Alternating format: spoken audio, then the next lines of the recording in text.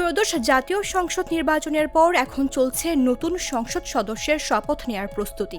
আগামী 17 ফেব্রুয়ারি জাতীয় সংসদ ভবনের দক্ষিণ প্লাজায় প্রথমবারের মতো নতুন মন্ত্রিসভার সদস্যদের শপথ হবে। এরই মধ্যে ছায়া মন্ত্রিসভা গঠনের ঘোষণা দিয়েছেন জামাত নেতা শিশির মনির ও এনসিপি নেতা আসিফ মাহমুদ। সামাজিক যোগাযোগ মাধ্যম ফেসবুকে এ ঘোষণা দেওয়ার পর রাজনীতির আলোচনার পালে নতুন হাওয়া লেগেছে। প্রশ্ন উঠছে, কি এই ছায়া মন্ত্রিসভা? বাংলাদেশের প্রেক্ষাপটে এটির কার্যকারিতা কি? বিশ্ব রাজনীতিতে ছায়া মন্ত্রিসভা ওয়েস্টমিনস্টার ধারার সংসদীয় ব্যবস্থা পরিচিতি ধারণা। বিভিন্ন দেশে বিরোধী দলগুলোর নিজেদের ছায়া মন্ত্রিসভা ঘোষণা করে। এটি মূলত সরকারের কার্যক্রম পর্যবেক্ষণ, সমালোচনা এবং বিকল্প নীতি প্রস্তাব দেওয়ার জন্য গড়ে তোলা একটি কাঠামো। বিশ্বের বিভিন্ন দেশের ছায়া মন্ত্রিসভার ধারণা থেকে দেখা যায়, সাধারণত সরকারের প্রতিটি মন্ত্রণালয়ের জন্য বিরোধী দল থেকে একজন ছায়া মন্ত্রী মনোনয়ন করা হয়।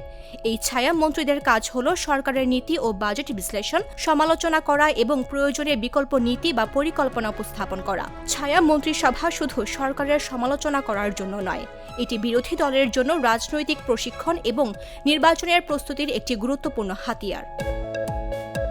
যুক্তরাজ্যের রাজনীতিতে থেকে দেখা যায়, ছায়া মন্ত্রিসভা নিয়মিত সরকারের নীতি পর্যবেক্ষণ করে, সংসদে প্রয়োজনীয় প্রশ্ন তোলার মাধ্যমে সরকারের জবাবদিহি নিশ্চিত করে।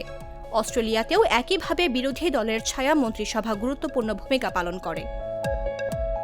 বাংলাদেশে আনুষ্ঠানিকভাবে ছায়া মন্ত্রিসভা গঠনের ঘটনা এ পর্যন্ত ঘটেনি। তবে সংসদীয় গণতন্ত্রকে শক্তিশালী করতে বিশেষজ্ঞরা বিভিন্ন সময়ে ছায়া মন্ত্রিসভা গঠনের ওপর জোর দিয়ে আসছেন। রাজনৈতিক বিশ্লেষকদের মতে, বাংলাদেশের রাজনৈতিক অঙ্গনে ভবিষ্যতে এ কাঠামো গুরুত্বপূর্ণ হয়ে উঠতে পারে, বিশেষ করে যখন ক্ষমতায় থাকা দলগুলোর নীতি পর্যবেক্ষণ জটিল হয়ে ওঠে। মামদুহা রাইসা, জাগো নিউজ।